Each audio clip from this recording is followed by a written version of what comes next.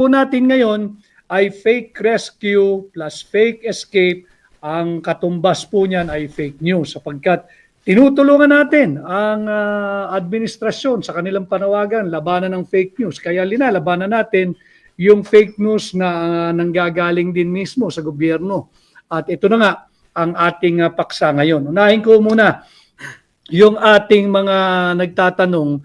Tayo bilang abogado, nagtatanong po maraming tao whether miyembro ng traditional media at saka ng new media, yung mga kasama natin na miyembro ng new media, yung may mga social media platforms, nangangamba ho sila dahil talagang nawe-weaponize yung batas, lalo na doon sa mga those who are expressing their honest dissent and expressing their honest criticism against the excesses, the abuses, and the corruption of the present administration. Bago kayong matakot, uulitin ko, malinaw sa ating saligang batas ang inyong karapatan. Article 3, Section 4. Meron po kayong karapatang magsalita, magpahayag at magbalita. At hindi po yan kailanman pwedeng bawasan.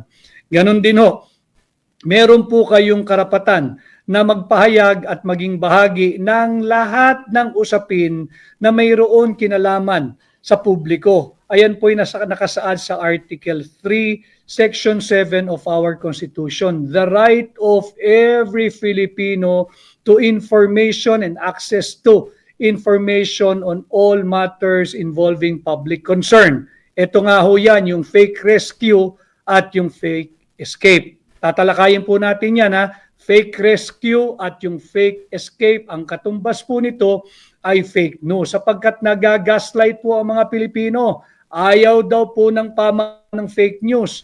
Eh di kausapin natin sila ngayon. Ano itong fake rescue na balita? Ano itong fake escape na balita? Ang katumbas po niyan ay fake news. So tinutulungan natin yung kanilang, kung matatawag mang itong advokasya, na labanan ang fake news. At ganun din o, meron din kayong karapatan under Article 13, Section 16, the right of the people to a reasonable degree of participation at all levels of social, economic, and political decision-making shall not be abridged. Malinaw po yan, may karapatan kayong maging bahagi at konsultahin ng gobyerno, kagaya nung ginawang pagpirma ng mga mambabatas diyan sa ginagawang huwad na impeachment process laban kay Vice President Inday Sara Duterte. I need help. Ano ito? Pasensya na ho kayo, hindi tayo techie. So, yun po may karapatang kayong maging bahagi. Kaya nga lagi ko sinasabi, sisantehin nyo na yung mga kongresista na pumirma diyan sa huwad na articles of impeachment na pinadala sa Senado. Sisantehin nyo na. Take this midterm election as a renewal of the job employment or employment contract of all these congressmen. Kung kayo ay napapabilang sa distrito na kung saan ang inyong kinatawan ay pumirma dito sa unconstitutional at huwad na impeachment complaint laban kay Vice President Inday Sara Duterte, huwag nyo na pong i-renew yung kanilang employment contract. Sisantehin nyo na po itong mga trabahante natin at mag-hire kayo ng mga bagong kinatawan sa ating mga distrito. Bakit? Sapagkat po sila ay hindi kayo pinaglaban, hindi kayo kinatawan sa Kongreso. Sila po'y representante lamang natin. Hindi ho kayo kinonsulta sa napakahalagang pinirmahan nila yung verified impeachment complaint. You were not consulted, neither was there any public hearing to get the consensus of the people in the respective legislative district or congressional district. Kung dapat ba silang pumirma o hindi. Tatandaan ninyo, sila ay mga trabahante lamang natin. Saan ka nakakita na yung trabahante ay nagdesisyon ng hindi kinukonsulta yung kanya mga boss o yung kanya mga employer? Kayo po ang mga employer, kayong mga mamamayan sa kada distrito. So yung mga pumirma na mambabatas kada distrito sa impeachment complaint laban kay Vice President Inday Sara, huwag nyo na pong i-renew ang employment contract niyang mga yan. Sisantihin nyo na, maghanap na ho kayo ng kapalit at mga bagong kongresistang kakatawan sa inyong distrito. Total, wala po pala tayong proper representation sa Kongreso. Bakit tayo nagbabayad ng buwis? Tinatakot daw po sila na mawawalan ng pondo yung distrito kapag hindi sila pumirma. Maaari bang magkaroon ng ganon? Bayad lang tayo ng bayad ng buwis pero wala tayong representasyon sa Kongreso. Nakakatakot na panukala yung kanilang ginagawa. Para nilang tinutulak ang ordinaryong Pilipino na mauwi na lamang tayo na no taxes because we have no representation. Hindi ba? Tinatakot na zero budget ang mga distrito. Saan ba galing yung budget? Hindi ba sa buwis na binabayad ng kada mamamayan na napapabilang sa kada distrito ng Kongreso? So wag po tayong pumayag, sisantihin nyo na. Itong mga mambabatas na pumirma at hindi kayo pinaglaban diyan sa Kongreso, basta na lamang pumirma sa unconstitutional na impeachment complaint laban kay Vice President Inday Sara Duterte. Mamaya ho ay magpapasampa muli tayo. I-diskurso lang muna natin itong ating titulong fake rescue at fake escape sapagkat mahalaga po ito. Yung fake rescue, ito po ay, bati lang muna natin, si Soy Sos. Pwede po bang tanggalin ang mga congressmen since nakita na natin na delikado ang kanilang posisyon? Tanggalin po ninyo sa pamamagitan na wag nyo na po silang i-re-elect. Magpalit po kayo ng mga kongresista kada distrito, maglagay po kayo ng bago nakakatawan sa tinig ng bawat mamamayan kada distrito. Shout out Ray Consolacion of Moonwalk, Parañaque City. Hi Ray Consolacion. Kay Julian Makabayan of Malabon City. Hello Julian. At yung nangangamusta po sa aking kalagayan. Okay naman po, medyo maganda-ganda na ang boses natin. At wala na hong sipon, wala na rin ubo, paminsan-minsan makatilalamunan, subalit kinakailangan po nating mangampanya, kinakailangan po nating magkaroon ng patuloy na diretsyong ugnayan po sa inyo. At ganoon din yung mga taga Bicol huwag po kayong papabudol. Ang tanong diyan, tatandaan lang ninyo yung ating mga kapatid sa Bicol region, dalawang bagay. Huwag po niyong kalilimutan, yung dalawang daang inosenteng taong namatay dahil kinurakot yung pondo para sa flood control programs. Huwag po niyong kakalimutan yan. Sariwa pa po yan. Latter part of last year lamang po yan. 200 inosenteng Pilipino patay dahil nalunod, yung iba'y natabunan ng landslide. Dahil yung pera para sana sa flood control programs ay ibinulsa. Singilin ninyo ang kasalukuyang administrasyon. Pangalawa, huwag rin ninyong kakalimutan, wala na pong biyaheng Bicol ngayon. Wala nang biyahe mula Tutuban hanggang Calamba. Nagsasuffer yung mga gustong biyahe ng Calamba papuntang Bicol. Wala na po yung riles. Kinalas po ng kasalukuyang gobyerno yung riles mula Tutuban hanggang Calamba. Kaya wala na po ngayong biyahe mula Tutuban hanggang Calamba. Samantala, bago nila kinalas yung mga bago na yan, yung riles, maaari sanang inusog nila muna yung mga tren at yung mga iba pang rolling stocks doon sa Calamba para makabiyahe pa rin ang mga ordinaryong mamamayan mula Calamba papuntang Bicol. Hindi po nila ginawa yan. Kaya higit po ngayon ang traffic sapagkat yung daily commuters po ng Tutuban papuntang Calamba and Calamba to Tutuban na almost 23 to 26,000 I think commuters, wala na po dyan sa riles ngayon, nakikipagsiksikan na rin sa bus, sa mga UV Express, sa mga motorcycle riding app or yung angkas, yung kung ano-ano, nakipagsiksikan na rin po sila dyan sapagkat kinalas ng incompetent na gobyernong ito yung Riles mula Tutuban hanggang Calamba nang wala man silang pasabi at hindi linipat yung mga tren doon sa Calamba bago nila kinalas yung Riles. Ano pong nangyayari ngayon doon sa tren? Ayun, kakalawangin lang po yun, masisira lamang po yun. Kaya nga po wala nang ginagawa araw-araw. Yung manggagawa ng PNR dyan sa Tutuban Station. Hindi po nila kagustuhan, hindi po nila hiniling ito, subalit wala silang trabaho, nagre-report araw-araw, nagkwekwentuhan na lang doon dahil wala na pong biyahe. Ang PNR train mula Tutuban papuntang Calamba at Calamba to Tutuban. So yung mga taga Bicol, wag na po kayong magpapabudol muli. Tandaan ninyo, yung 200 inosenteng Pilipinong namatay dahil binaha kayo dyan. Nagkaroon ng landslide dahil yung pera na dapat sanang ginamit sa flood control programs na uwi sa korupsyon. At ito nga pong biyaheng Bicol, wala na rin dahil sa incompetence ng kasalukuyang administrasyon. Yung mga nagtatanong po sa atin, yung mga kapatid natin sa traditional media at ganun din sa social media, wag ko kayo matakot, uulitin ko.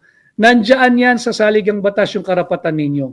At sinasabi na rin ng napakaraming desisyon ng Korte Suprema na yung freedom of speech and of the press are powerful weapons for accountability. Ito po yung ating gamitin to keep the government's enormous powers in check para hindi tayo abusuhin at para mailathala at para maibulgar ang lahat ng korupsyon na nangyayari at nagaganap sa ating bansa. Kay Fidel Odias, ang sama talaga ng administrasyong Bangag. Kay Rose Parcon, ano yung ano yung Rose Parcon, attorney, ano yung opinion mo kay Bisdak kasi nakakatakot na ang mangyayari sa eleksyon? Sorry Rose, hindi ko nasusundan kung ano yung opinion din ni Bisdak. If you can be more specific. Kay Zaina, solid Duterte pa rin. Marami pong salamat. At kay Georgie Jing Kawaling, good afternoon to all viewers. Kay Hakbang ng Maisog, Attorney Vic Rodriguez, greetings from Aklan Maisog Group. Thank you, Jing Kawaling. Long time no see. The last time I saw you, last month, nagkasama tayo, Jing. Maraming salamat sa iyo. At ganun din kay Judy Libaw. Sana magkaroon po ng tarpaulin si Attorney Vic dito sa amin sa Quezon. Wala pa ho kahit isa. Thank you, Judy Libaw. Talaga pong limitado ang aking campaign materials. Pero pag meron po, Judy, tutugon po ako sa iyong panawagan at suhestyon. Magpapadala po tayo dyan sa Quezon, pero magkaganoon pa man, sana matulungan po ninyo ako i-like at i-share po ninyo ang lahat ng aking pahina at nang sa ganoon ay higit na maraming Pilipino ang makapanood at makilala po tayo ng lubos at matulungan din tayo sa ating kampanya. Tuloy muna tayo dito sa ating fake news na title na Fake Rescue plus Fake Escape. Ang katumbas po niyan ay fake news. Alam mo ninyo, mainit pa rin pinag-uusapan bagamat tila sinisikil at tinatabunan yung issue doon sa nangyaring pangingidnap doon sa bata na sinalbahe nga po yung daliri, pinutol. Alam nyo na po ngayon yan kung ano yung tinutukoy ko. Marami yung naglabasan nung March 5, merong nailathala sa Manila Times na pahayagan, yung The Manila Times. Nabanggit doon, nakakuha ng kopya yung pahayagang The Manila Times ng sworn statement nung hepe ng AKG or the Anti-Kidnapping Group ng PNP na si Colonel Elmer Ragay na napagbalitaan ko rin sa maraming kaibigan, mahusay na operatiba ito. At sa kanyang sworn statement, again according to the Manila Times report of March 5, 2025, ayon sa sworn statement ni Colonel Elmer Ragay, ay wala pong naganap na rescue. Bakit natin pinag-uusapan ito? Sapagkat wag po tayong magpapagaslight. Let's not allow the government to change the narrative to just suit them and their interest and their agenda. Pinalabas nila na ito'y produkto ng isang hot pursuit operation. Matatandaan nyo? Hot pursuit na matutumbok na raw kasi di umano yung mga kidnappers kaya naobliga sila, napilitan sila, napuwersa silang bitawan yung batang kinidnap. Kaya nagtakbuhan pero makatangi-tangi. Alam nung unang press release, 22 suspects, 22 kidnappers. And when was this? At sinabi nila hot pursuit, malapit na raw nilang matumbok, ilang linggo na ho ang nakakalipas. Kahit isa doon sa 22 na kanilang na-identify yung numero, 22 kidnappers. Hanggang ngayon, ni isa walang maipresenta. Hanggang ngayon, produkto daw kasi ng isang hot pursuit operation yung pagkaka-recover o rescue sa bata, ay kaya raw po napilitan bitawan ng mga kidnappers kasi masusukol na raw po yung 22 kidnappers. Hanggang ngayon wala. Yun pala is inilathala ng pahayagang The Manila Times, walang rescue'ng naganap. At ang ito ay ayon sa sworn statement ng mismong hepe ng anti-kidnapping group ng PNP na si Colonel Elmer Ragay. Sinabi niya sa kanyang sworn statement doon sa report ng The Manila Times, walang nangyaring rescue at yung bata ay was dropped off by his captors. Sadyang binitawan, iniwan sa labas ng bahay at ito ay nakakabahala. Dahil bakit kinakailangang maglabas ng isang fake news ang PNP at ang DILG na nagkaroon ng rescue kung yung mismong hepe ng anti-kidnapping group ng PNP ang nagsasabing walang rescue. In fact, ito nakakatakot. Doon sa kanyang sworn statement na napabalita sa pahayagang The Manila Times noong March 5, 2025, meron siyang sinabi sa kanyang sworn statement na yung sekretaryo daw po ng DILG may have engaged a third-party negotiator.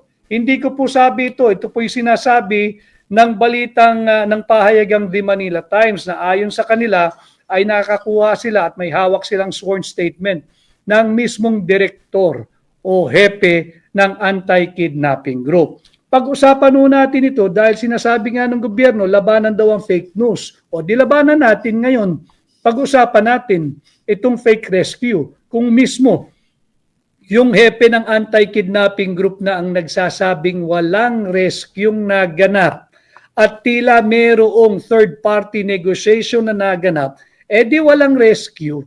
Saan galing yung sinasabing produkto ito ng hot pursuit operation na kung saan 22 suspects daw ang kumuha dito sa bata na kinidnap. Kung 22, alam mo yung dami nila, 22 at produkto ng hot pursuit operation, makaraan ng ilan? 2 linggo na, magdadalawang linggo, ni isang suspect, wala hong napapabalita, walang identity, walang na-identify, walang nahuli. Akala ho ba natin, ang ibinalita sa atin, produkto ito ng hot pursuit operation, kaya binitawan yung bata. Huwag po nating isantabi ito sapagkat nakakagulantang ang balitang ito.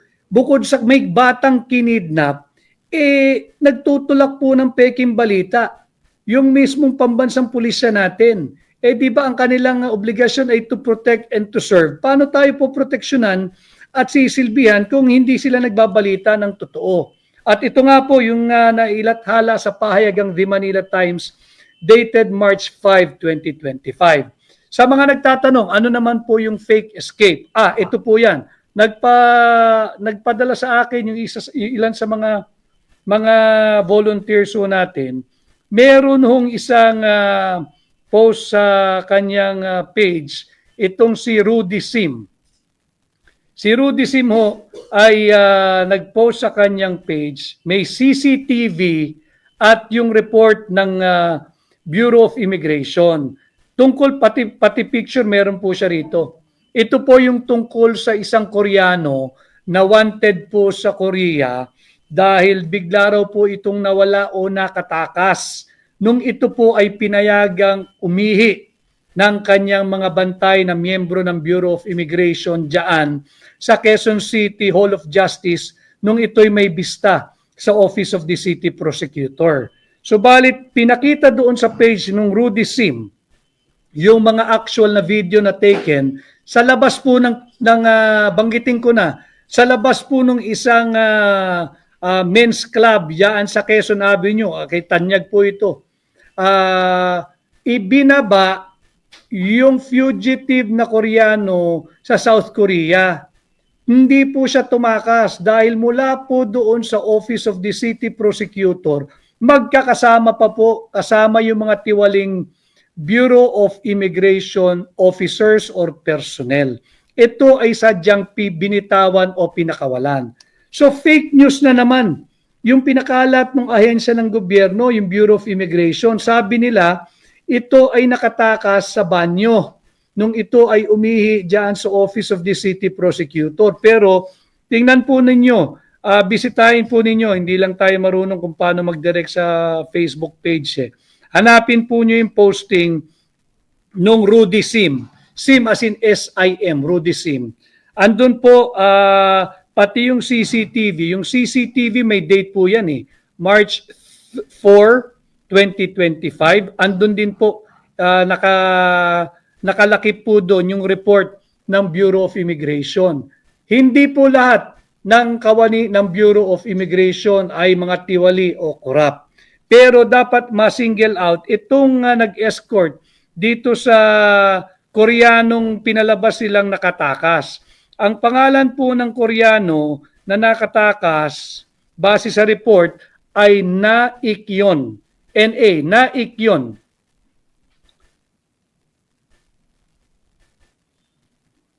Ayan po.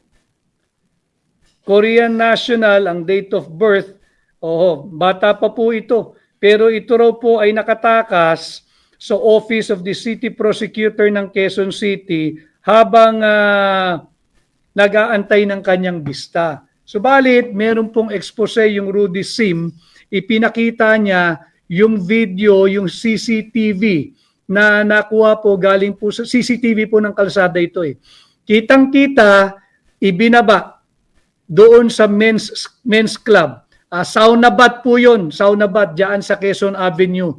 Ibinaba yung fugitive na Koreano sa Saunabat kasama yung kanyang bantay na immigration personnel. Saunabat Saunabat. Pagkatapos sa City Prosecutor's Office ng Quezon City, nagtungo sa Saunabat yung suspect na Koreano kasama yung kanyang mga bantay na empleyado ng Bureau of Immigration. At pagkatapos po nun, makikita rin na mag-isa nang lumalabas doon sa gilid ng Saunabat yung Koreano at dali-daling tumawid ng kalsada at sumakay sa isang nag-iintay na puting van. Puting van at yun na, nawala na, tumakas na, hindi na makita. Ang sinabi, kaya fake news, ang sinabi ng report ng immigration, siya raw po ay nakatakas nung umihi sa banyo ng City Prosecutor's Office. Kung umiis at nakatakas, bakit kasama pa rin niya yung kanya mga bantay na immigration officials or personnel diyan sa gilid ng isang sauna bath sa Quezon Avenue. Ibinaba muna diyan sa sauna bath at maya-maya, dali-dali doon din sa gilid kung saan siya binaba, ay lumalabas na po yung fugitive na Koreano at tumawid ng kalsadang nagmamadali at sumakay doon sa nag-iintay na van. These two incidents, yung fake rescue at yung fake escape o yung peking pagtakas umano ng Koreano, ito po ay fake news. Ngayon, yung mga nag-gaslight po sa gobyerno, forcibly trying to change the narrative so that their administration will look good. Ito ang labanan ninyo. Kung talagang totoo kayo na ayaw nyo sa fake news, bakit hindi ninyo ituwid yung fake rescue doon sa batang kinidnap? At bukod pa riyan, kung totoong ayaw nyo ng fake news, ba't hindi ninyo labanan yung fake escape na ibinalita naman ng Bureau of Immigration? Bakit ninyo tinututukan lamang yung mga kritiko ninyo na nagbabalita lamang din nung mga nakikita nilang hindi maayos na polisiya at pamamaraan ng pamamalakad ng kasalukuyang administrasyon ni Bongbong Marcos?